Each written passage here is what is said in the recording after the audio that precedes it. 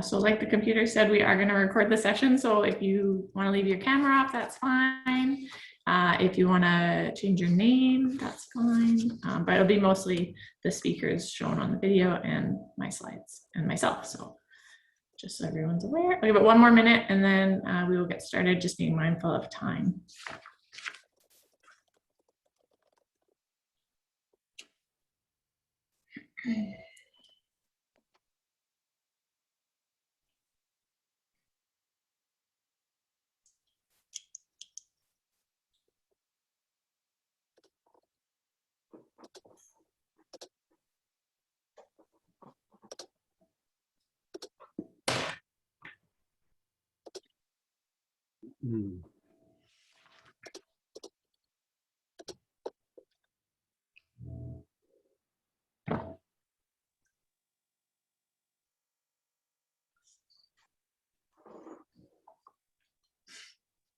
Okay, I think we're going to get started and then we can just add people as we go. Just a quick reminder, if everyone could please keep themselves muted during the presentation so we don't get any feedback and we can hear all our panelists. We are going to welcome questions throughout the presentation if you want to put them in the chat, or if you wait until the end, you can unmute yourself and ask yourself if you prefer. And we have someone monitoring the chat so they can let me know what's going on. So I'm going to just start our slideshow and then we will get going.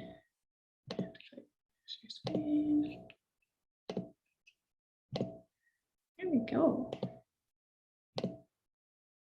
Okay. So hi, everybody. Thanks for joining us today. My name is Michelle McDonnell, and I'm a Bridging the Gap program coordinator and a program manager with BC Wheelchair Sports Association. I am very happy to be able to welcome you today to the second event of our BTG speaker series, where we're going to talk about wheelchair tennis, the first swing, how players and coaches today got involved and what they love most about the sport. Before we get started, I want to take this time to respectfully acknowledge the traditional and unceded territories of the Tsleil-Waututh, Musqueam, Squamish, and Chemainus First Nations on which our BC offices stand. And I would encourage all of you to take a moment to also acknowledge wherever you are joining us from today across the country. Okay. Merci à tous et à toutes pour nous joindre aujourd'hui. Mon nom c'est Simon Richard. Je vais faire la traduction aujourd'hui en français. Je suis aussi coordonnateur de programme avec Parasport New-Brunswick. Puis aujourd'hui, j'ai le plaisir de vous accueillir aujourd'hui pour la deuxième session de la série Speaker Series au-delà des limites. Le sujet aujourd'hui, c'est le tennis en fauteuil roulant, le premier service. Avant de commencer, j'aimerais vous rappeler de rester sur le mode silencieux. Il va aussi y avoir une session de questions à la fin. Puis aussi, on aimerait de souligner tous les territoires des Premières Nations à travers le pays. All right, so we're here because of Bridging the Gap. So first, a little bit about what Bridging the Gap is. I think a lot of people have kind of heard about it or have actually gone through a Bridging the Gap program, but maybe aren't aware. So Bridging the Gap is a national outreach awareness and first involvement program designed to increase opportunities for participation in parasport for individuals with, and in some cases without, physical disabilities. It was developed 22 years ago as a local program in BC, and it has since spread across the country and become a model for parasport development in Canada. The program is delivered by Bridging the Gap coordinators in provincial and disability sport organizations. And today on the call, we have representatives from all of the organizations that you see below, including Parasport and Recreation PEI, Parasport Quebec, Wheelchair Sports Alberta, BC Wheelchair Basketball Society, Parasport New Brunswick, Ontario Para Network, Saskatchewan Wheelchair Sports Association, and myself from BC Wheelchair Sports Association. Donc, le programme Bridging the Gap, c'est un programme d'information, de sensibilisation ainsi que de première participation pour les gens ayant un handicap physique. C'est un programme qui est diversifié à travers le Canada, à travers tous les différents organismes provinciaux, dont il y a la Colombie-Britannique, l'Alberta, Saskatchewan, l'Ontario, Québec, New-Brunswick et l'île du Prince-Édouard. Et puis, il y a un représentant de chacun de ces provinces parmi nous aujourd'hui.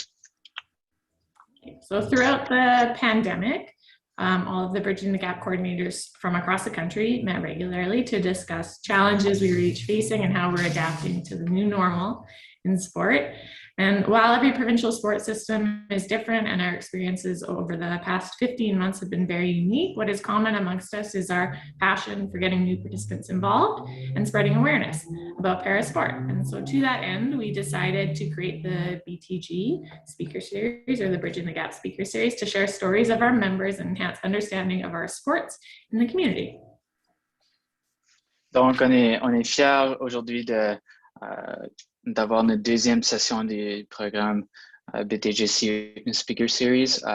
Tous les coordinateurs de programme, on s'est tous réunis pendant la pandémie et on voulait continuer à promouvoir et partager certaines histoires de nos athlètes, ainsi que d'accueillir de nouveaux membres aussi à travers le programme BTG, et ce, en faisant des programmes virtuels dont cette série va continuer ce mouvement pour le programme BTG.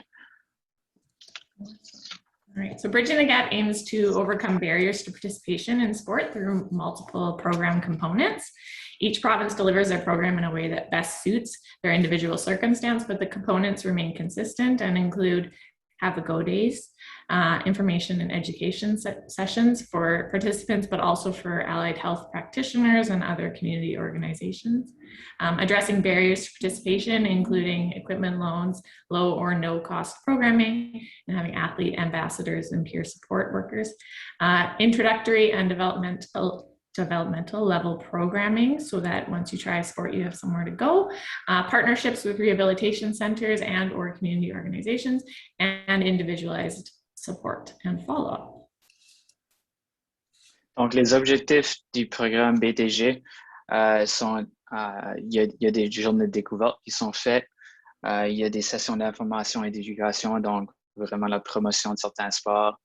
Il y a aussi, on essaie de minimiser les obstacles aussi pour les nouveaux et participants présents aussi dans certains sports, en fournissant de l'équipement, en réduisant les coûts aussi de participation, puis aussi en faisant un programme ayant des athlètes ambassadeurs qui va soutenir les nouveaux athlètes qui vont rentrer dans le programme.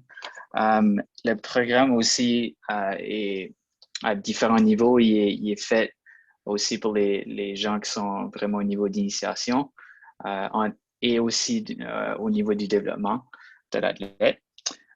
C'est aussi un programme qui est aussi en partenariat avec plusieurs centres de réhabilitation à travers le pays. Puis c'est surtout pour essayer de soutenir les athlètes, les faire rentrer dans les sports et ensuite les suivre à travers leur progression dans leur sport choisi. Okay, so one of the components of the Bridging the Gap program is the equipment loan program. So equipment loans are available to anyone wishing to get involved in sport, whether at a drop-in program or as an individual rental that the athlete can take with them and use in their community. For those of you who aren't aware, and I'm not sure there's many on this call, sport chairs are specialized pieces of sport equipment, just like hockey skates or a bicycle, and they're designed to enhance an athlete's speed and agility on the field of play. Chairs are quite expensive, some upwards of $10,000, but through the loan program, athletes can borrow equipment for a very minimal fee. And sports chairs are designed to maximize speed and efficient turning, provide support and balance through sport-specific movements, provide comfort for the athlete. Donc, le programme d'emprunt d'un équipement est quand même très, très spécifique aux nouveaux athlètes et aux athlètes qui sont présentement dans certains sports, qui veulent essayer de nouveaux sports aussi. Les équipements qui sont fournis sont très spécifiques à chacun des sports que l'athlète veut choisir pour sa participation. Les fauteuils sont très spécifiques en termes de sécurité et confort de l'athlète. Donc, Ils sont très, très adaptés de ce côté-là. Et ils vont aussi maximiser la vitesse et l'efficacité des mouvements pour chacun des sports. Donc, les fauteuils qu'on voit sur l'écran tout de suite, il y a un fauteuil de rugby en fauteuil roulant, d'athlétisme et aussi un fauteuil de basketball en fauteuil roulant qui sont vraiment adaptés pour ces sports. So as I mentioned, there are Bridging the Gap coordinators across the country that are ready to answer your questions and help new participants get involved. And I would encourage anyone curious about wheelchair sport or looking to get involved, whether as an athlete or as a volunteer or as a community champion, to reach out to their local contact for more information. We'll also distribute these slides at the end of the presentation and the contact information, but here it all is, and everyone's on this call today. Donc, sur l'écran, on a les contacts de chacun des coordonnateurs de programme dans chacune des provinces qui sont responsables du programme BTG. Donc, on vous encourage de les contacter si vous avez des questions ou si vous voulez vous impliquer dans certains sports. So today we're here to talk about wheelchair tennis, which is the sport that I run in BC. So that's exciting. So before I pass it off to Nathan and our panel, I just want to share a little bit about the sport. So wheelchair tennis really is a sport for life. We have children as young as 7 playing wheelchair tennis, and then you can play for a very, very long time into your career or, in your life. Can be enjoyed by family and friends of all ages and abilities, with or against stand-up players, and at all levels, from recreation to competition. The great thing about wheelchair tennis is you don't need another wheelchair tennis player to play. You can play with anybody and anywhere. So the game is played on a standard tennis court, but I would argue you could also make it work anywhere that's flat enough for a sports chair if you have a portable net. And the basic rules are the same as standing or able-bodied tennis, except that the ball is allowed to bounce twice before being returned. So that means that if you play in a wheelchair, you get 2 bounces, and if your opponent or your doubles partner is playing standing up, they have to return it off the first bounce before the ball is out of play. So we've had juniors play on high school tennis teams. We have high performance players that play in a league, and every other player is standing, and we've hosted up and down or run and roll tournaments where we have some players who use a wheelchair to play tennis and some players who do not. It's a great sport if you're in a smaller community or the only person who uses a sports chair to play tennis in your community. Competition is held in singles and doubles formats, and there are 2 divisions. So the open is for athletes who have a lower limb impairment, and there is men's, women's, and junior divisions within the open. And then there's a quad division, and that's for athletes who have also an upper limb impairment associated with their disability. There are tennis tournaments held across Canada. We host the Vancouver International Wheelchair Tennis Tournament, and there are a number of tournaments in Ontario.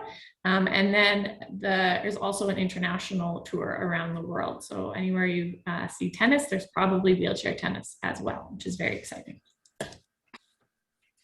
Donc, aujourd'hui, on va toucher surtout sur le sport du tennis en fauteuil roulant. Ce sport est un sport pour la vie, vraiment. C'est un sport que tu peux jouer à un très, très jeune âge. Et puis, jusqu'à le fait que tu viens de plus en plus vieux aussi. Donc, c'est un sport qui peut être joué en famille, en amis. C'est aussi un sport où tu peux jouer debout, contre des joueurs qui sont debout, comme des joueurs qui sont en chaise roulante. Le tennis, c'est vraiment un sport qui est quand même très, très inclusif de ce côté. Ça peut jouer aussi à toutes sortes de niveaux, autant au niveau récréatif que compétitif. Les terrains au niveau du tennis en fauteuil roulant sont quand même joués sur des terrains standards. Les règlements sont très similaires. Le seul règlement qui est différent lorsque tu joues dans une chaise, c'est que la personne qui est dans la chaise a deux rebonds. Et puis la personne qui serait debout aurait seulement un rebond à retourner. Du côté des compétitions, ça joue aussi au niveau simple et double, ainsi que les divisions ou les catégories plutôt. Il y a 2 catégories. Il y en a une, c'est au niveau open qu'on appelle. qui est pour les joueurs qui sont en fauteuil ayant un handicap au niveau des membres inférieurs du corps. Et puis la division quad, c'est pour ceux qui ont une déficience au niveau des membres inférieurs et supérieurs du corps. Donc, c'est ça. All right, so now I'm going to stop sharing my screen and I'd like to introduce Nathan Bragg. Nathan is a communications coordinator at the BC Wheelchair Sports Association, and we're very happy to have him here today to lead our panel for us. Hi, everybody.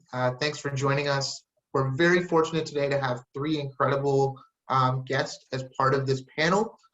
First up, we have Candice Combdon from Ontario. She's a member of the Ontario Provincial Wheelchair Tennis Team, and she's also an On-Para ambassador who's incredibly passionate about spreading awareness about wheelchair tennis and getting more people involved. From BC, we have Barry Henderson, who's a member of Tennis Canada's High Performance Program. He's been playing tennis for a number of years now and is a great example on how it's never too late to get involved in sport. And lastly, we're very privileged to be joined by Schraymeyer. He's a three-time Paralympian and Paralympic medalist for Germany, who's a highly respected and incredibly decorated coach who's worked with a number of wheelchair tennis players from across Canada, including recent Para-Pan Am gold medalist Rob Shaw. So to start things off, we're just going to ask questions to everyone on the panel, and they can jump in. And our first question is, what made you decide to try wheelchair tennis, and were you unsure about giving it a go when you first started? And we'll start with Candice. Yeah, for sure. It's nice. It's really, oh, sorry. Donc, on est très, très choyés aujourd'hui d'accueillir trois très bons invités. Premièrement, on a Candice Combdon dans l'Ontario, on a Barry Henderson et Schraymeyer de la Colombie-Britannique. La première question aujourd'hui, c'est comment as-tu commencé à t'impliquer dans le tennis en fauteuil roulant et pourquoi as-tu choisi ce sport? First of all, I'd just like to say it's really awesome to be here. It's always a privilege to talk about a sport that I love so much. So the way that I got involved in wheelchair tennis for the very first time was actually at a Have a Go Day that was put on by On-Para. And that was probably 10 years ago. And I just fell in love with it instantly, knew I wanted to be involved. I was absolutely nervous to give it a go the first time, having no previous sport experience growing up. So it was definitely a chance that I took when I went, but I have never regretted it. Donc, Candice a été exposée au tennis pour la première fois à peu près 10 ans passés à une session d'une journée découverte en tennis en fauteuil roulant. Elle n'avait jamais pensé de jouer au tennis en fauteuil roulant avant. Et c'était la première fois qu'elle a été exposée à ce sport. Elle a vraiment aimé ça. Et puis, elle a décidé de rester avec ce sport depuis ce jour. All right, so moving on, we'll go to Barry next. Barry, how did you get started in wheelchair tennis? And were you apprehensive at first at all? Comment as-tu commencé à jouer au tennis, Barry, et étais-tu un peu nerveux pour commencer? Right. Once I would like to echo Candice's sentiments just around how privileged and honored I am to be here and bringing sort of the word of the court, wheelchair tennis. So I also was a Have a Go Day about 6 years ago, and little did I know that the person that introduced me to wheelchair tennis was a former world #1 player. I was lucky enough that at my Have a Go event in Langley, Kai was the person there introducing us to tennis. And you know, if you can imagine the first time you ever get introduced to hockey, it's Wayne Gretzky doing the introduction to the sport. That's now in retrospect, I realize that's what was happening with me. I played tennis before I lost my leg. I'm an amputee, and so when I first started wheelchair tennis, it was really I just fell in love with it immediately, and I just was so excited that this was a sport that I could do, and I think certainly having played tennis as an able-bodied athlete, it made the transition fairly quick, and yeah, it's just a fabulous sport. No hesitancy at all. Donc, Barry a commencé à jouer au tennis, la même chose que Candice, à une journée découverte, à peu près 6 ans passés. Lui, il a mentionné aussi que c'était Kai, un de nos invités aujourd'hui, qui l'a vraiment introduit au tennis lors de cette journée. Il a adoré son expérience la première journée. Il a vraiment eu la piqûre depuis la première journée qu'il a essayé. Certainement à cause aussi qu'il était un adepte du tennis déjà avant sa blessure. Puis, il a vraiment adoré cette expérience et ça l'a vraiment inspiré pour continuer son parcours à travers le sport. Fantastic. And now, Kai, what about you? I know you didn't get introduced to the sport in Canada. You were introduced to it in Germany. But when you first discovered wheelchair tennis, what was that experience like for you? La première fois que tu as essayé le tennis en Allemagne, Kai, quelle était cette expérience pour toi? Yes, thank you very much for the invite. Delighted to be here and talk about a sport that clearly is dear to my heart. So at the time I was playing, we're talking late 80s, early 90s, there was no concept of have-a-go days in Germany, and I'm not sure that in Canada, it must have been similar. So it was a pure coincidence. I was approached by a wheelchair basketball player who asked me, hey, you're tall, do you want to try this? And I had no clue what wheelchair sport was. I'm an amputee. I had bone cancer when I was 15 and had been immediately fitted with a prosthetic leg. So the world of wheelchair sports was completely foreign to me. Tried wheelchair basketball, completely loved it, got competitive about it, but somehow my first love being tennis, I'd always played. My parents are both avid tennis players. When I saw that you could play wheelchair tennis, I kind of went back to my roots and decided to concentrate on tennis and still love playing basketball recreationally. Donc, Kai a commencé à jouer au tennis dans les années 1980-1990 en Allemagne. Il a été exposé au sport du tennis en fauteuil roulant par son entraîneur de basketball en fauteuil roulant. Kai est un amputé depuis sa blessure et puis il a toujours adoré jouer au tennis quand il était plus jeune. Donc, il a décidé de commencer au tennis dans les années 90. Puis, il a tombé en amoureux de sport encore une fois, lui aussi. Puis, il a décidé de concentrer ses efforts à devenir de meilleur en meilleur de jour après jour. So our next question is, what do you enjoy most about wheelchair tennis? And for this one, we'll start with Kai because you went last on the last one. So yeah, Kai, can you tell us what you enjoy most about the sport? Kai, I had one question first, if that's okay.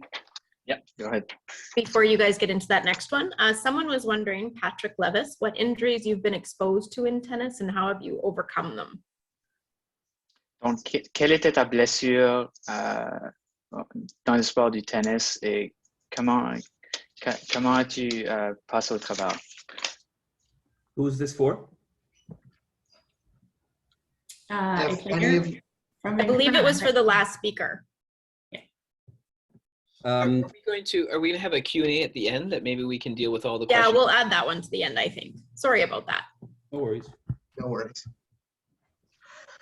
Yeah, so just circling back to where we were, our next question for the panel was, what do you enjoy most about wheelchair tennis? And I think we'll start with Kai, just because you ended the last question, and also you've had a very long career in the sport. So I feel like you'll have a really interesting answer to that. Qu'est-ce qu'il y a à propos du tennis, Kai?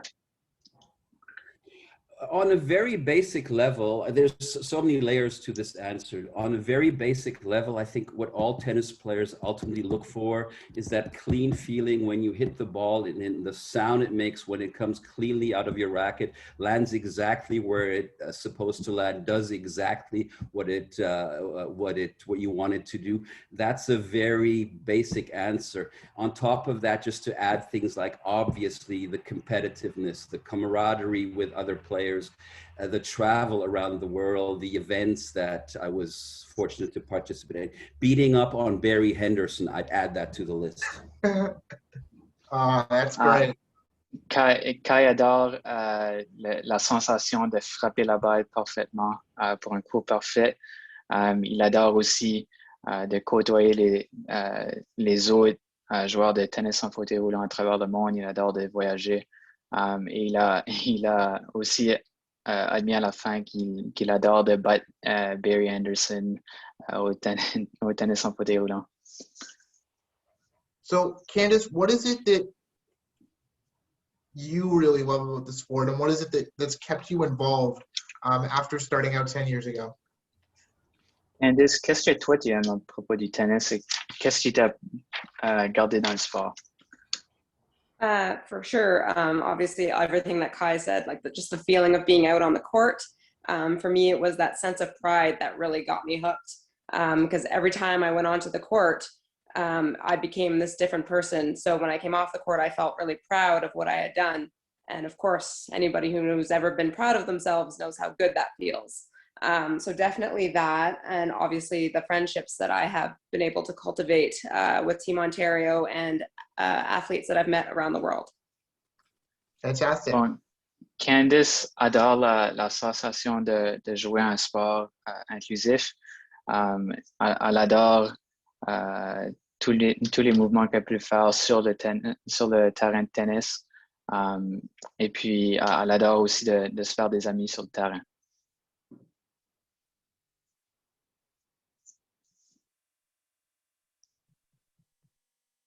Okay, so moving on, we'll go to Barry, and we'll just get his answer to this question. So, Barry, what is it that you enjoy most about wheelchair tennis?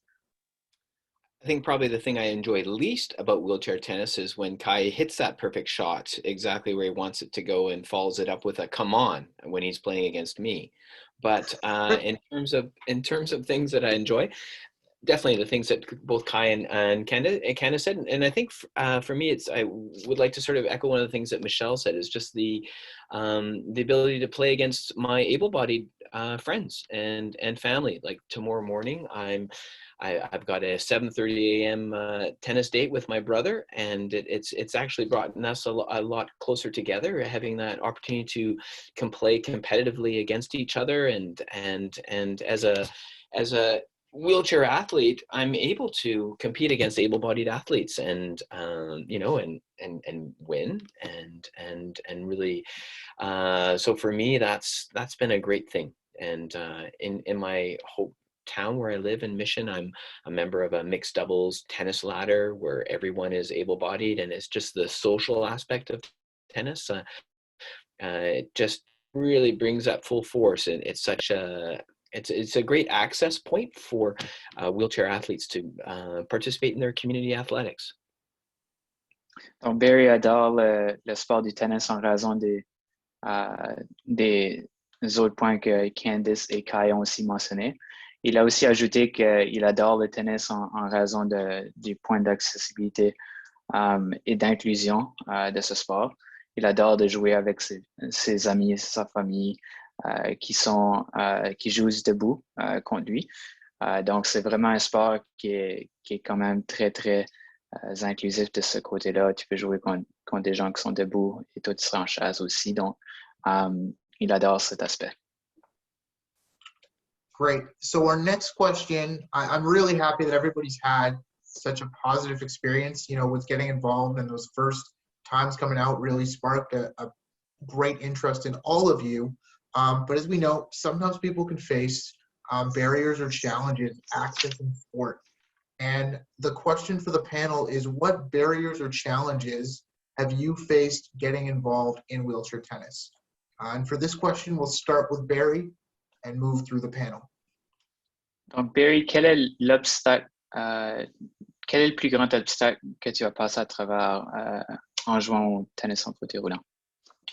I think probably the main obstacle was not knowing about it, right? So I lost my leg 30 years ago, and as a young man at the age of 24, and I only discovered wheelchair tennis for 6 years. And it's funny because I'm on this panel with Kai, and we would have, if I would have found the sport earlier, we would have been on tour together and competing against each other. And here I am, trying to be this new member of Canada's high performance team and being coached by Kai. And so that, I think, was probably the biggest obstacle. And the other thing is coming from being an amputee and never really being in a wheelchair, just moving a wheelchair and my mobility around the court, that has certainly taken a lot of time to adapt to that aspect of the sport. Barry a mentionné que son obstacle qui était le plus difficile pour lui, c'était il a commencé très tardivement à jouer au tennis en fauteuil roulant. Il a été amputé à peu près 30 ans passés et il a seulement commencé 6 ans passés à jouer au tennis en fauteuil roulant. Donc, un début très tardif pour lui, mais il adore de continuer à s'améliorer à chaque jour et essaie de se rendre au plus haut niveau qu'il peut.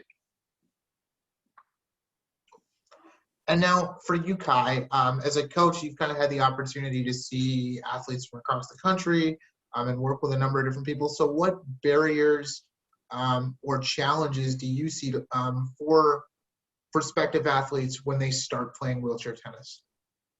Yeah, so Quels sont les plus gros obstacles que tu penses que les nouveaux joueurs de tennis auraient ces temps-ci, Kai? Barry touched on this. Clearly, it's the mobility piece is not easy for beginners, especially if they don't come from another wheelchair sport. So to be able to coordinate the chair and still have that eye-hand coordination to hit that tennis ball can be difficult at times. So my advice then is you just patience and just enjoy hitting the ball.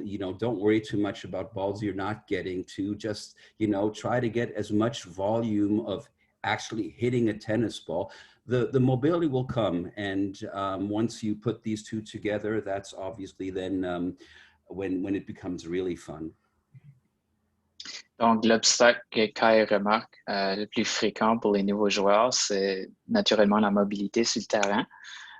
Il ajuste aussi que son message pour les nouveaux participants, c'est vraiment de se concentrer à frapper la balle.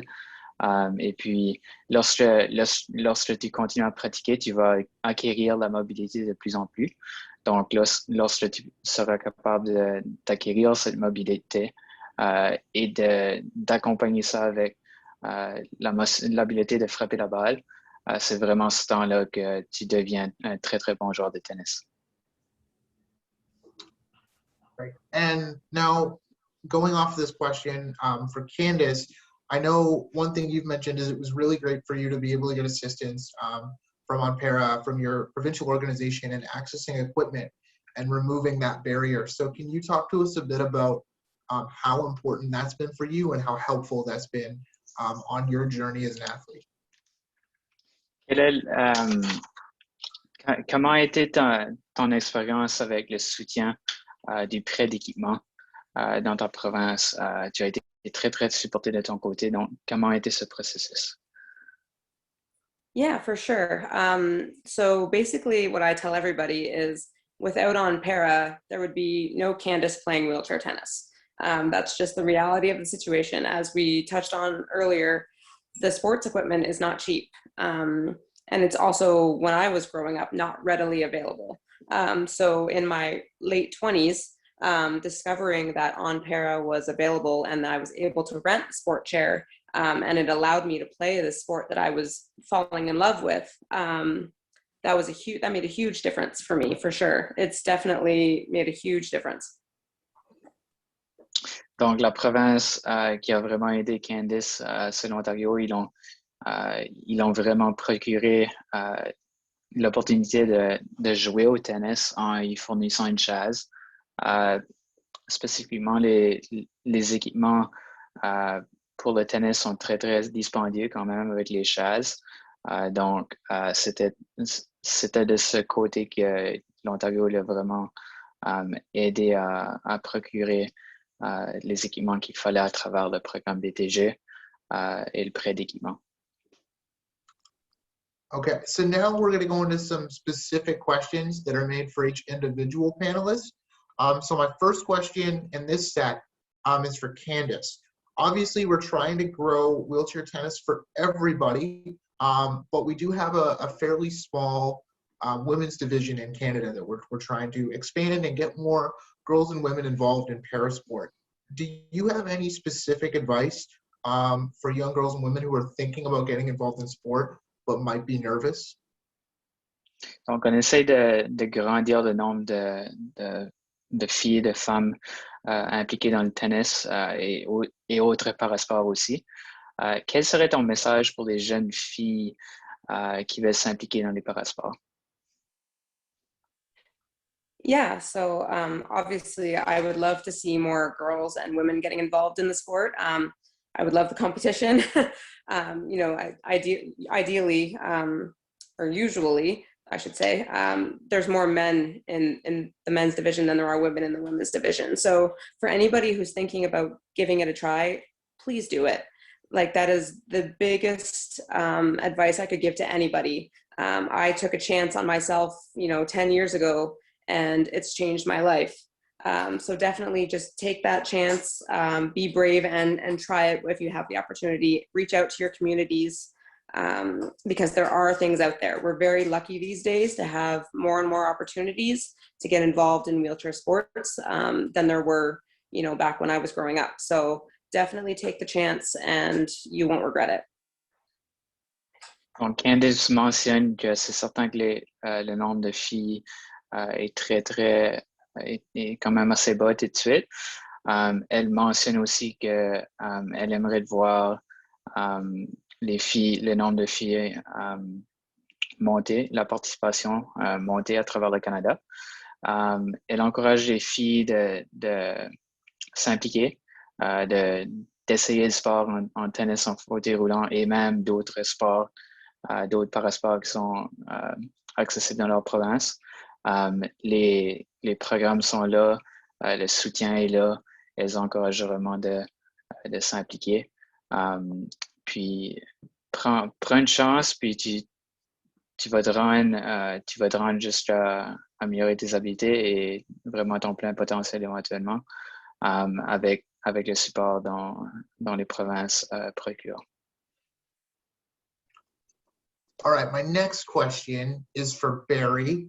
It has to do with the fact that not everyone that plays wheelchair tennis has to use a wheelchair for every aspect of their daily life. There's a lot of people who are eligible to play the sport, who have a range of different impairments, who might walk or stand most of the time and only use a wheelchair for sport. Can you tell me what it's been like for you to get involved in a wheelchair sport, and what advice you would have for people who might think that wheelchair sports aren't for them, even though they can get involved? Donc, il y a beaucoup d'athlètes qui ont peut-être des prothèses ou autres moyens de se déplacer autre qu'un fauteuil roulant dans la vie de tous les jours. Comment es-tu impliqué et quel serait ton message pour les athlètes qui n'utilisent pas de chaise à chaque jour et qui pourraient s'impliquer dans les sports en fauteuil roulant? Well, it's actually, Nate, that's a good question, and actually it's quite relevant because one of the chat questions I saw earlier was from Stuart, just regarding balance issues and being unable to run, and would he qualify to play wheelchair tennis? And I don't know, Stuart, it's hard to answer that question because I don't know the exact specifics of your challenges.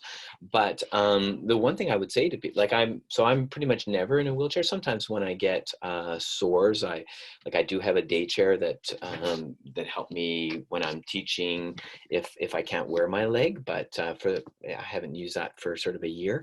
I really would have people sort of look at a wheelchair, a tennis wheelchair, if you just have sort of minor mobility issues and you qualify to play wheelchair tennis. Look at it as a piece of sporting equipment. That's how it was framed to me. And if you look at it like that, it's just, it's a pair of running shoes, it's a tennis racket. It's just there to help you compete in a sport. So I would just say get involved. The interesting thing is one of the reasons why I've done so well in the open division in men's tennis is because I do have quite a high level of function. So there's only 2 divisions in wheelchair tennis. So it does give you a competitive advantage. It gives me a competitive advantage. Of course, that's way to way. I lose that advantage because I'm such an old man. However, I'd just say get involved in the sport. Donc, Barry mentionne que lui utilise une prothèse chaque jour. Il n'est pas dans une chaise roulante durant une journée où est-ce qu'il ne pratique pas le tennis en fauteuil roulant. Donc, pour lui, il a été exposé à une vue, si tu veux, d'utiliser une chaise pour le tennis en fauteuil roulant, que c'était seulement une pièce d'équipement pour le sport. Donc, c'était exactement comme une paire de souliers ou une raquette de tennis. Donc, il encourage les autres qui ont peut-être une amputation de regarder les sports en fauteuil roulant de cette manière, que c'est vraiment seulement un autre équipement de sport. Puis aussi, ayant une amputation, ça aussi te permet d'avoir de certains avantages même dans les sports, puisque tu as aussi beaucoup de mobilité et beaucoup d'habileté aussi, ayant seulement une amputation et non un manque de force dans certains muscles. Donc, c'est ça. Okay, and now to finish off our individual questions, wheelchair tennis is a Paralympic sport. It's been part of the Paralympic Games since 1992, and that's really the pinnacle of tennis and any other parasport. And now, Kai, you've had the opportunity to attend several Paralympic Games.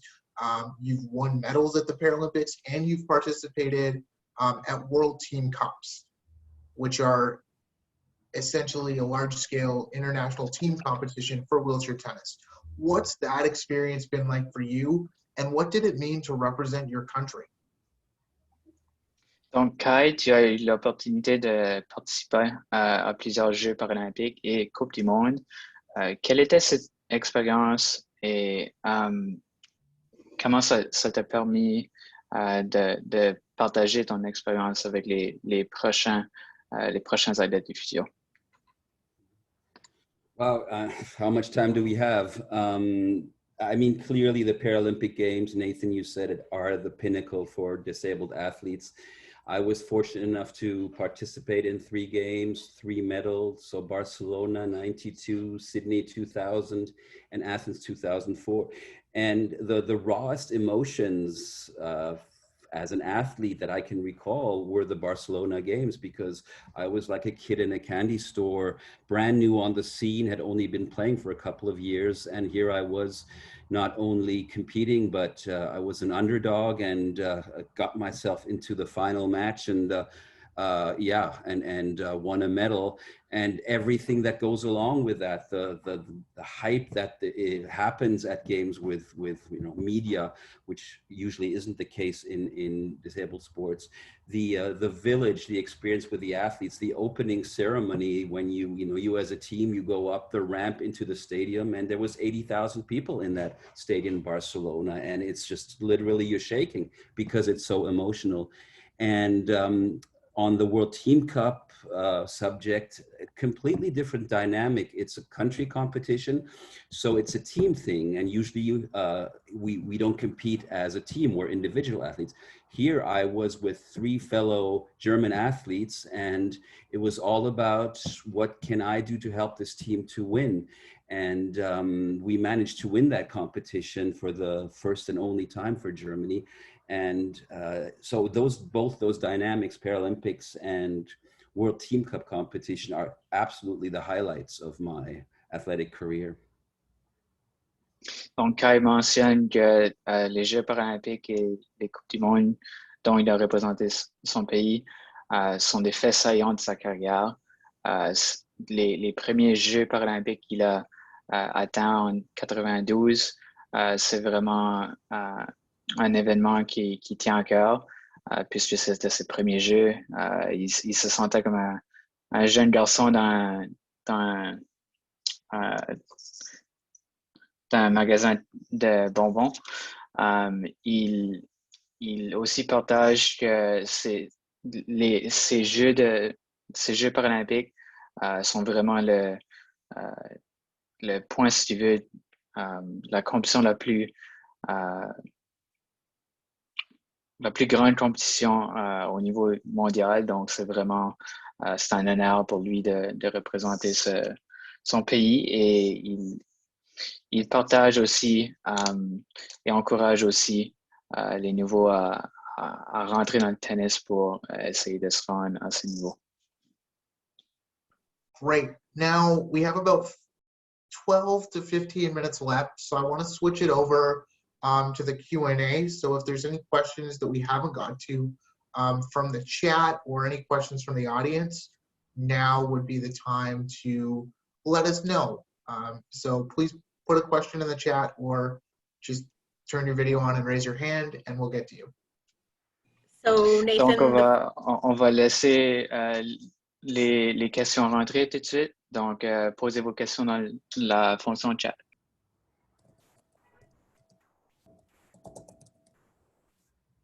there was one question in the chat from Stuart Rudner. Oh, you guys addressed that one. I'm sorry. I am losing it. There it is. Jen, I'm not, I talked about it, but Kai, maybe you would have a better understanding of that question, just with regards to balance issues and unable to run. I think that he would qualify for tennis, would he not? Very good question, Stuart. So I don't want to get too technical, but there is a clear catalog of disabilities. It's grouped into 7 different types of disabilities, where a classification panel assesses each athlete.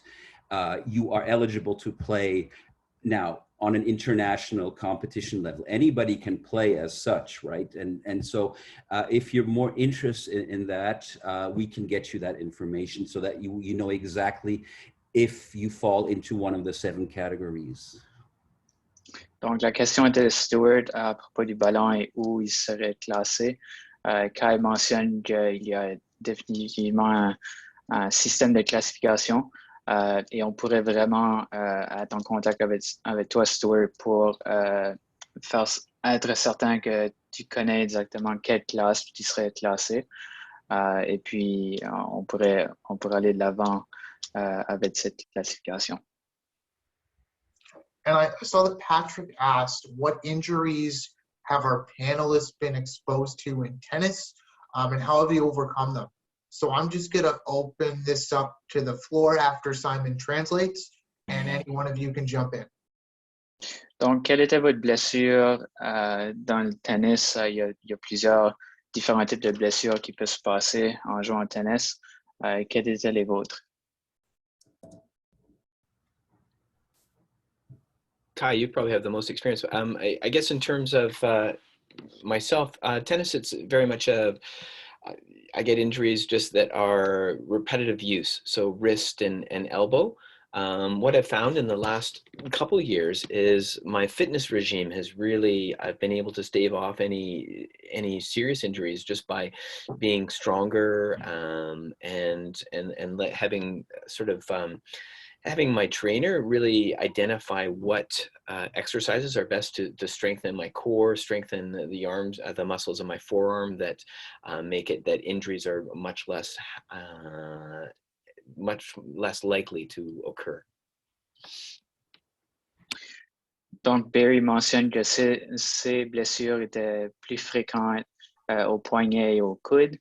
Il travaille depuis les dernières années avec son entraîneur personnel pour essayer d'améliorer ses forces par rapport à ces deux jointures du coude et du poignet pour faire sûr que ces blessures sont de moins en moins fréquentes. I have a question if I can. Well, I have two questions because I'm going to take the floor. So my first question, we talked a little bit about Paralympic Games and World Team Cup, and those are amazing events. But for Candice or for Barry that maybe haven't been to a Paralympic Games, what was it like at your first competition? So your first wheelchair tennis tournament, first time seeing that many players in one place. What was that experience like? Maybe Candice first, and then Barry, you want to follow up? Donc, Candice et Barry, quelle était votre première expérience en compétition?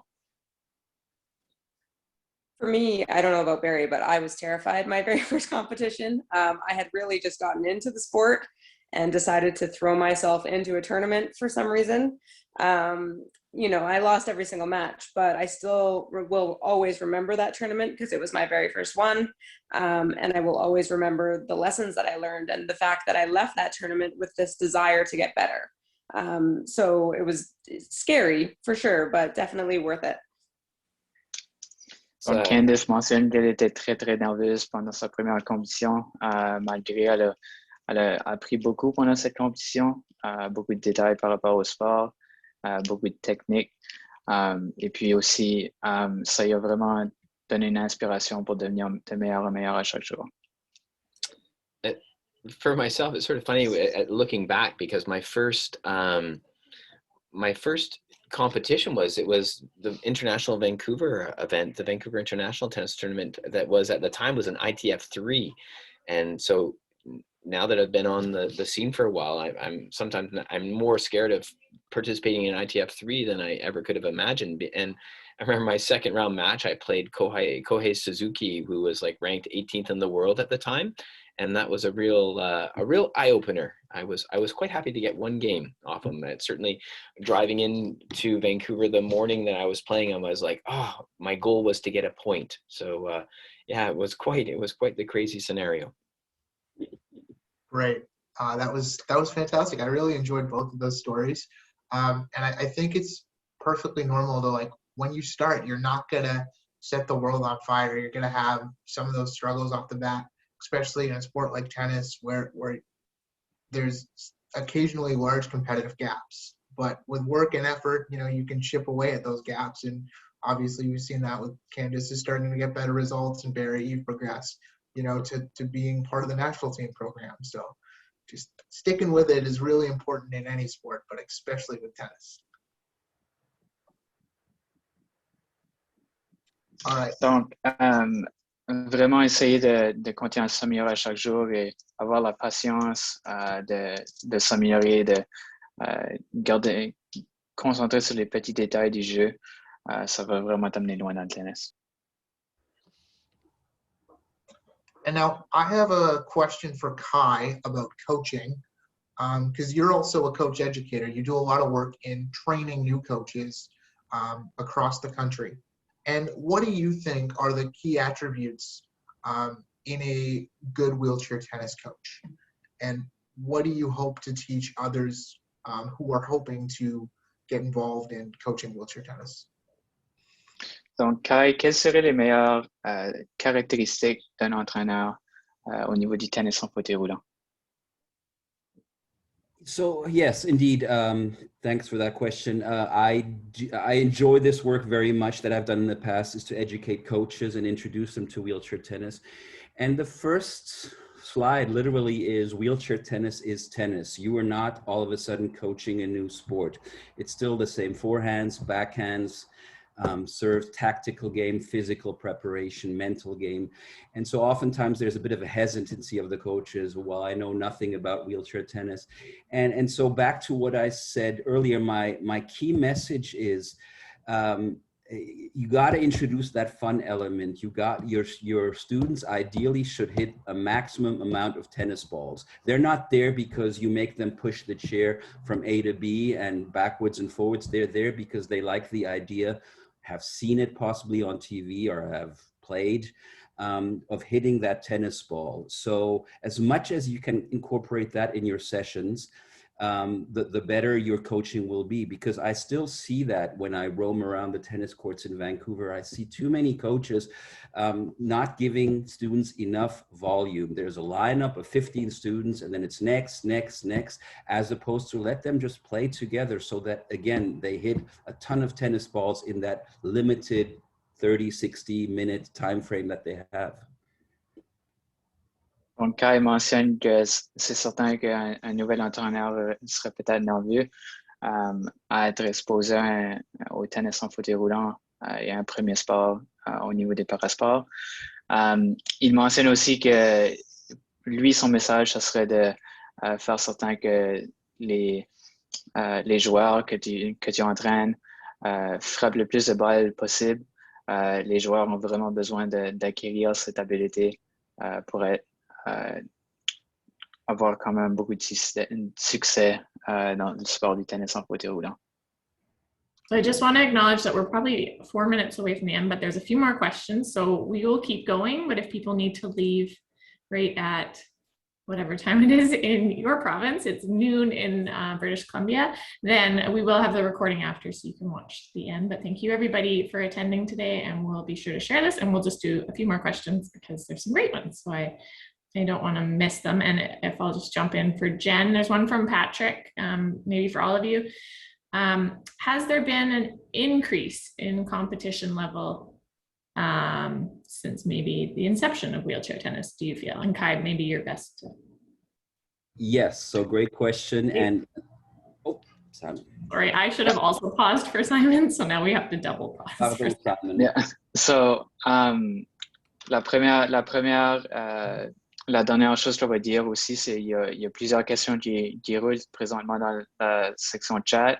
Donc, on veut premièrement remercier ceux qui sont présents. On vous invite à rester aussi pour la fin du webinaire. Ça va probablement continuer pour les prochaines minutes. Donc, la prochaine question, c'est pour Kai. Comment les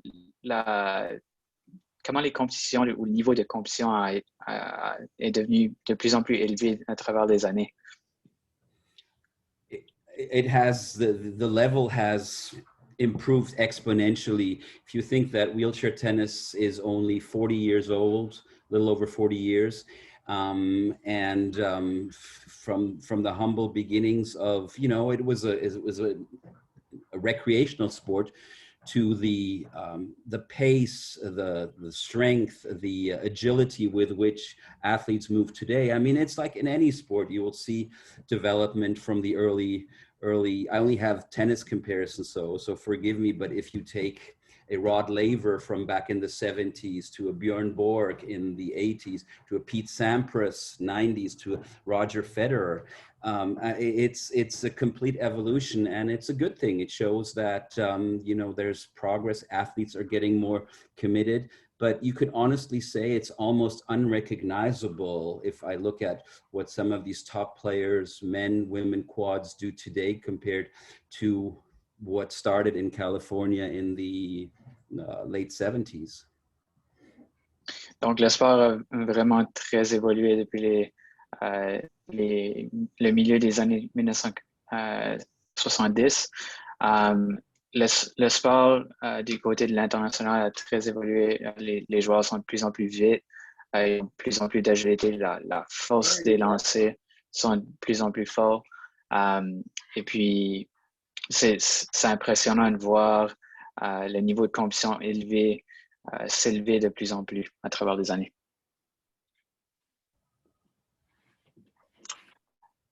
Great. Well, those were all really fantastic answers, and thank you to the audience for their questions.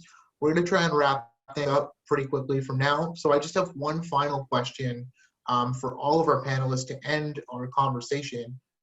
And it's what impact has wheelchair tennis had on your life? And we'll start with Candice for this one. Donc, la dernière question qu'on va adresser aujourd'hui, on va commencer avec Candice. Quel est l'impact que le tennis en fauteuil roulant a eu sur ta vie? Yeah, so I would say for me, just the increase in my self-confidence, my self-belief since starting wheelchair tennis. It's been huge for me growing up, not playing any sports, not really feeling like I belonged anywhere. I grew up with a physical disability, so I wasn't able to be included or play many sports as a kid. So through wheelchair tennis, I've sort of found myself, if you could say that. It's also helped me be more active and fit and healthy. Like I'm, 33 years old, but I'm in the healthiest shape that I've been in my entire life. And it's because of tennis. And because I've chosen to focus my attention on tennis and getting healthier and stronger and more fit. So those are two of the biggest things that I think for sure. Yeah, I guess that's it. Donc, pour Candice, ça a vraiment amélioré sa condition de vie en termes de sa santé.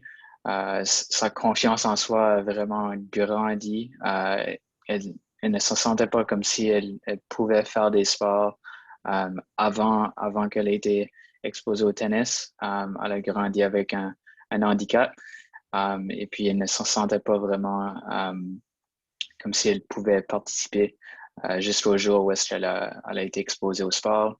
Puis de ce point de sa vie, elle a vraiment continué à évoluer de plus en plus. Elle est devenue de plus en plus active.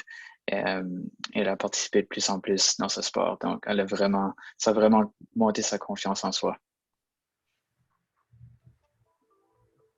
Okay, and we'll go to you next, Barry. Sorry, I realized my mic was on when I was yelling at a kid.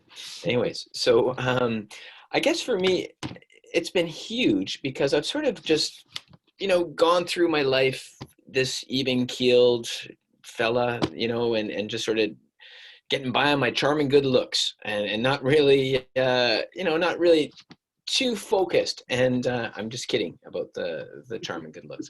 But what wheelchair tennis has done for me, it's made me really focus and set goals, set short-term goals, long-term goals, and that's bled over into my life in general, right? Like I just started my master's in January, and I don't think I ever would have done that as a 53-year-old man if I didn't have this sort of new perspective on life on terms of if I want to achieve something, I need to work towards it, right? Like I always just like, it'll be fine. I remember when my 4-year-old daughter one time, and now she's 18 now, but she still brings up this story. She was throwing up into the toilet, and I said, she'll be fine. And that's sort of how I've lived my life. And so it's really interesting being so active in my life and making decisions that are focused with a goal in mind. And that's what wheelchair tennis has done. It's been huge for me. And just like Candice, I've never been in better shape. I've never mentally been in better shape. And my social emotional health is unbelievable right now. And it's as a result of wheelchair tennis. Donc, le tennis en fauteuil roulant a vraiment donné une nouvelle perspective de vie à Barry. Ça lui a permis de créer des buts dans sa vie qu'il ne pensait jamais pouvoir réaliser. Ça l'a vraiment aussi permis ça lui a vraiment aidé à mener une vie très en santé. Il est dans la meilleure santé de sa vie jusqu'à présent, meilleure condition physique. Puis, il recommande à tous ceux et celles qui puissent s'impliquer de s'impliquer. And Kai, we'll end with you because I know that you've dedicated most of your professional and personal life to this sport. So what impact has it had on you, and what impact do you hope to have on that next generation? Yeah, so I can clearly echo everything that Candice and Barry said on so many levels, from the health to the confidence piece to just the pure enjoyment, energy, getting so much back from wheelchair tennis. And in my case, gosh, what more rewarding thing is there to share something with a beginner that, you know, has such a profound impact on them. So I think, yeah, I'm proud of my achievements as an athlete, the medals and the titles, but clearly I think what leaves a way bigger legacy is that piece, is that when you can have such a profound positive impact on other people's lives. So that piece I cherish a lot. Donc, Kai est très fier des accomplissements qu'il a pu réussir à travers sa carrière d'athlète, mais l'impact que lui pense que ça a vraiment laissé une marque sur lui, le tennis en fauteuil roulant, c'était que ça lui a permis de créer des liens avec des nouveaux joueurs et vraiment d'influencer la perspective de ces nouveaux joueurs et vraiment les impliquer dans le tennis en fauteuil roulant, les impliquer jusqu'au point où ils peuvent tenir une vie en santé et s'améliorer dans un domaine de leur vie. Donc, c'est ce point qui tient à cœur Kai. And I would just like to echo what Kai said. I'm listening to all these players talk, and I'm just thinking, man, am I lucky to have the job and the career that I have, and to be able to work with such great people and have such an impact. So, and I'm sure every Bridging the Gap coordinator on the call would agree. It makes all those 16-hour days hosting a tournament so that Barry can get a game off Kuhei Suzuki worth it. So thank you, all of you, for speaking today, and thank you to everybody that attended. I've thoroughly enjoyed myself. If you're watching and you're not involved in wheelchair tennis, or you know somebody that might want to be or might be appropriate for it, please get in touch with whoever your provincial representative is. And if you aren't sure, you can contact any of us and we will send you in the right direction. So that's it for us. Thank you again to Nathan for leading our panel today. You did an incredible job. And that's all. Have a great weekend, everybody. Donc, on vous remercie tous d'être ici aujourd'hui. On vous invite à contacter vos provinces respectives pour être impliqués dans le sport du tennis en fauteuil roulant et n'importe quel autre sport que vous êtes intéressé de joindre. Awesome. And great job, Simon. Bravo. Yes. Thank you, Simon. And the recording will be available for people to watch later on. All of the coordinators will have access to it, and I'm sure a few of us will also publish it online somewhere. All right. Thanks very much. I better go check out the playground. Take care, guys. Bye-bye. Hi, Barry. Thanks, Kai. Thank you, Candice. Thank you very much. Thanks very much for the invite. Really enjoyed it. Awesome. Tracy, we can turn off the recording, I think.